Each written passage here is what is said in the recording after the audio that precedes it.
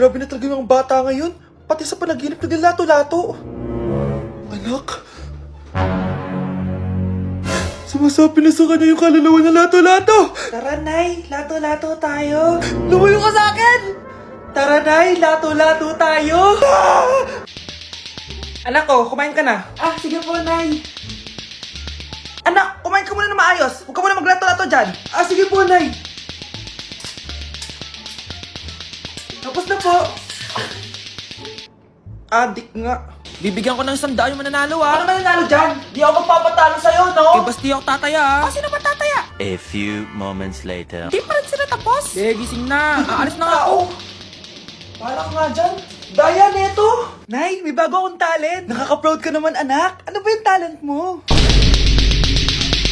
Ma'am, parang wala po ata sa lesson natin yung number 5. Ay, wala ba? O sige, bonus na lang yan. Thank you, ma'am.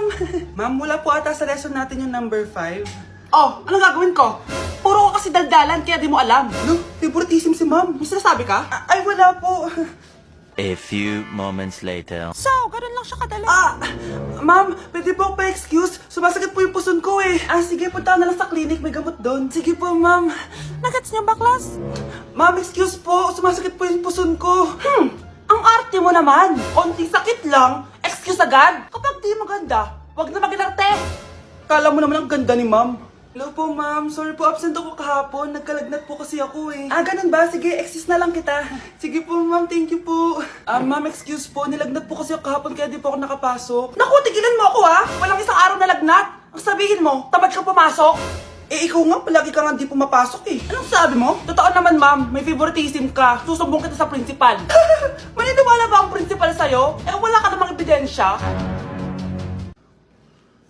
Anak, mag-e-exam tayo mamaya ha. Dapat mas mataas grades mo kay Scarlett. Oo naman, Nay. Mas magaling naman ako sa kanya. Anak ni Ma'am si Samantha. Eto yung mga sagot mamaya sa exam. I-perfect mo yan. Sige na, Nay. Baka may makakita pa sa atin.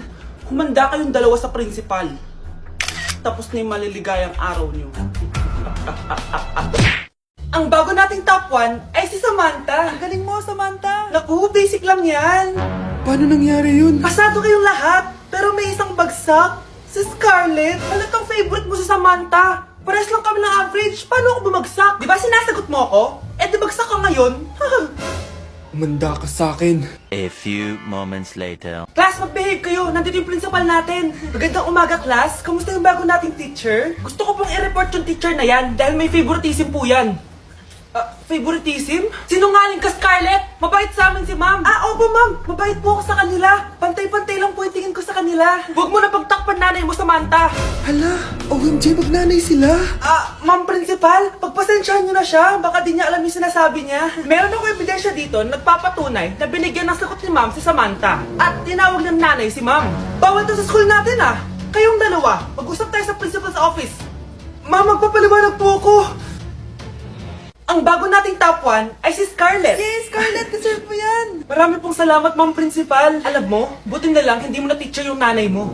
Anong sabi mo? Hindi mo ba alam na magkapatid kayo ni Samantha? Iisa lang kayo ng nanay. Thank you for the roses. Thank you for the roses. Oh, now there's a fire. Thank you for the ice cream. Thank you for the roses. Anak, anong ginagawa mo? Nay, ginagawa ko yung AI na trend sa TikTok yung nagla-live. Anong AI live na kabaliwan na yan, ha? Madami daw kasi nagsisend kapag ganun. So, pwede ako yumaman. Yayaman? Talaga lang, ha? Oo, Nay. Andan ko na nga nakuha ang pera eh. Talaga? Marami ka ng pera? Sige, tuloy mo na yan. Oh, thank you for the ice cream. A few moments later. Thank you for the flowers. Oh, now there's a fire. Nay, ano pong ulam natin? Thank you for flowers. Nay, gutom na kami. Wala pa rin ulam. Oh, anak, kung na muna bahala sa kapatid mo. Magluto ka muna dyan. Pero Nay, buong araw ka na nagaganyan. Nakakalimutan mo yung mga anak mo. Thank you for TikTok.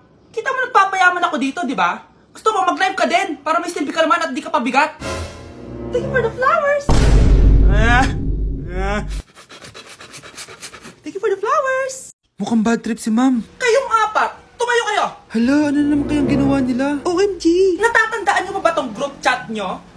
Paano nalaman ni ma'am yung GC namin? Patay kami nito. Ang gagaling nyo! Mag-umpisa tayo kay Scarlett.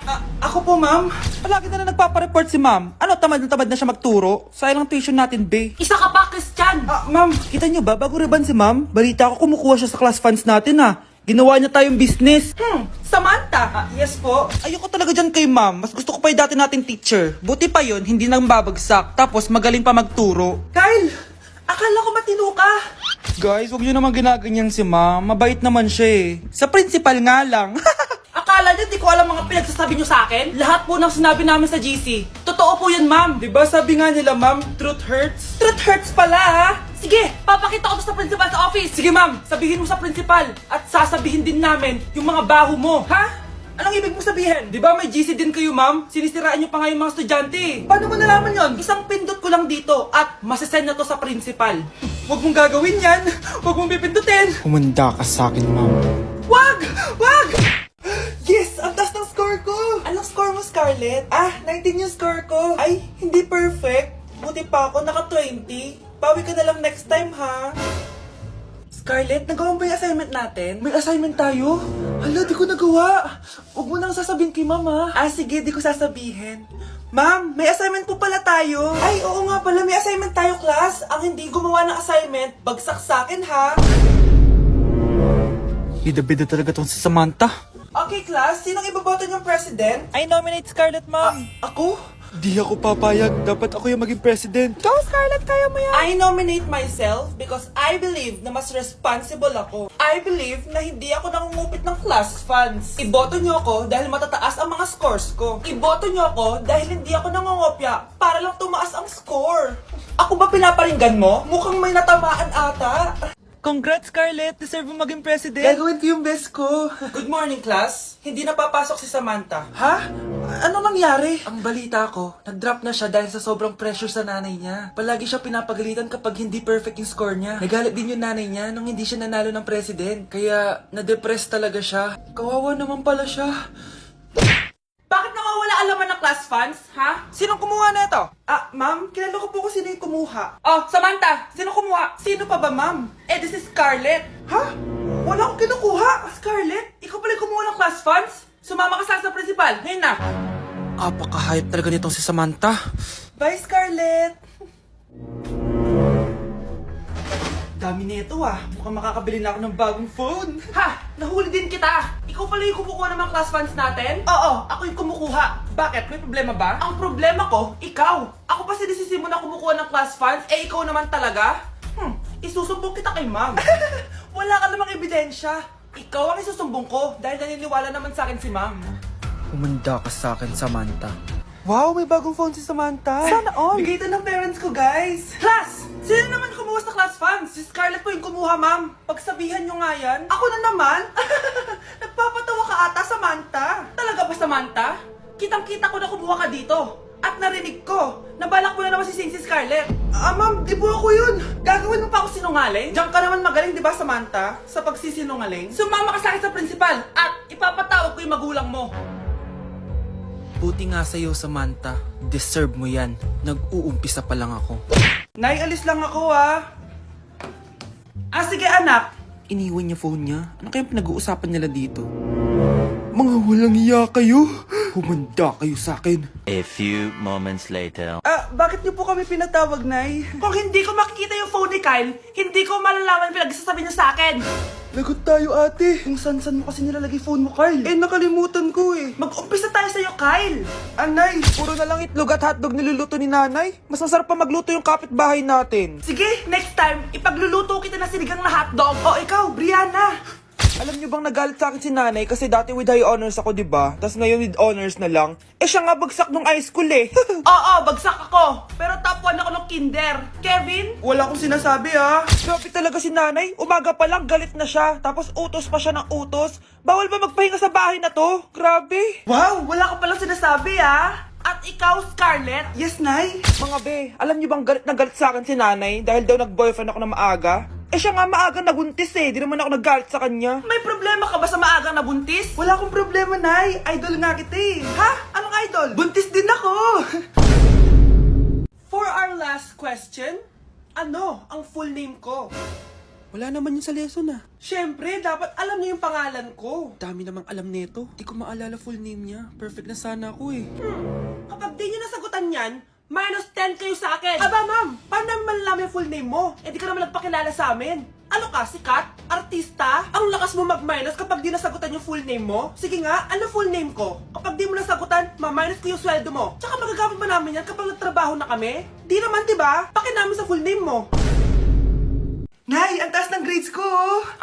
Congrats. Kain tayo sa labas, Nay. Sabi niyo pag mataas grades ko, kakain tayo. Wala akong time, anak. Nay, nagugutom po ako. Anak, may ginagawa ko. Nay, di po ba kayo magluluto? Ano ba yung anak? Ang tanda mo na, di mo pa rin kaya magluto para sa sarili mo? Kita mo ang dami kong ginagawa dito? Storbo to. Sige po, Nay. Ako na lang po magluluto. Mari! Oh, Mare, ba't parang takot ka? Ang dami na kasi nawawalang bata sa barangay natin. Yung kapitbahay natin, 4 na araw na nawawala yung anak niya. Baka naman nag-away lang sila tapos lumayas yung anak niya. Basta ikaw, Scarlett, palagi kang mag-iingat ha. Sige po, tita. Masyado ko nagpapaniwala sa fake news, Mari. Nay, tignan niyo po yung drawing ko. Ang ganda, anak. Di mo pa naman nakita eh. Nay, punta po kayo sa school bukas. Kakanta po ako sa stage. Sige, anak. Pupunta ako pag may free time ako. Talaga, Nay? Yay! Uy, Mare, kakanta anak mo ngayon. Hindi ka ba pupunta? Hindi na siguro, Mari. Marami pa akong gagawin. Hinihintay ka nun. Pagbigyan mo na, minsan lang. Naku, Mare, sagabal lang yun sa trabaho ko. Sige na, marami pa akong gagawin, no? Nasaan ka na ba? Okay, class. Accepted sa exam ang may pinakamagandang spoken poetry. Ma'am, I volunteer. Wow, okay, Scarlett. Esophagus. Habang tayo'y kumakain sa pagkainan, hindi mawawala ang esophagus. Mananatili yan panghabang buhay. Dadaloy yan sa iyong sinapupunan. And I thank you. Magaling! Sinong gustong lumaban kay Scarlett? Ma'am, lalaban po ako. Okay, class. May lalaban pala kay Scarlett. Si Samantha. Pantog.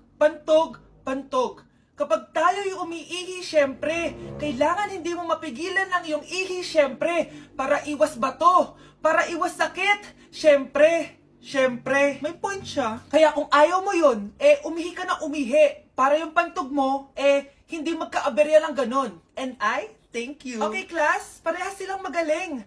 Kaso, isa lang ang mananalo. Sana ako yung manalo para perfect na ako sa exam. Sigurado namang ako yung mananalo dyan. Galing ko kaya. Ang nanalo ay si... Ako po, ma'am. Lalaban ako. Sige, Michael. Putok. Nangangamoy putok na dito. Matuto rin kayong maligo. Na-like ng kifi ko. Anak, anong ibig sabihin ng kifi? Galing naman nito. Anak, ano ginagawa mo? Nay, nagla-like po ako ng mga post sa TikTok. Nagla-like? Bakit mo binababa? Ito na po kasi uso ngayon, Nay, yung magla-like ka gamit yung kifi mo. Ano ba yung mga bata ngayon na malalaman nyo sa TikTok? TikTok pa! Ayan, mga nakukuha nyo. Ang KJ mo naman, Nay. Try mo kaya. Ay, naku, Scarlett, huwag mo kayo na-influensya sa mga ganyan mo, ha? Oo nga, ang sarap sa feeling. O, diba? Like! Na-like ng kifi ko. Good morning, class.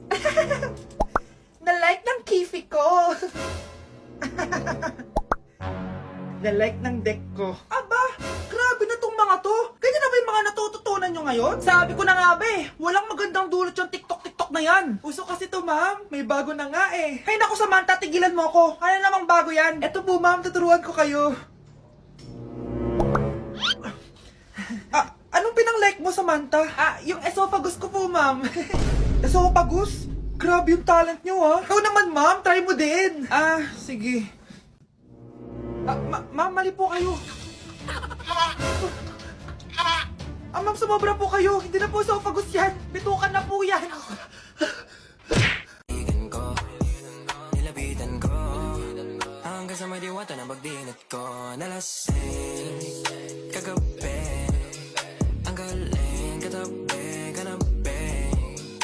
Ay, perfect! Masabog siya! Masabog. Sabi na Versace! Love you. Thank you so much. Happy Valentine's Day, everyone! So, kakatapos ko lang mag-aral ngayon. And ayun guys, susurpresahan natin si Honey Bunch. Ayun guys, binilan ko siya ng cake. Tapos ito special gift to. Tapos ito flowers. Tapos sa likod nitong car, ayun may balon doon. May mga balloons doon sa likod. Tapos doon ko gagawin yung surprise ko mamaya. And hinihintay ko siya ngayon ng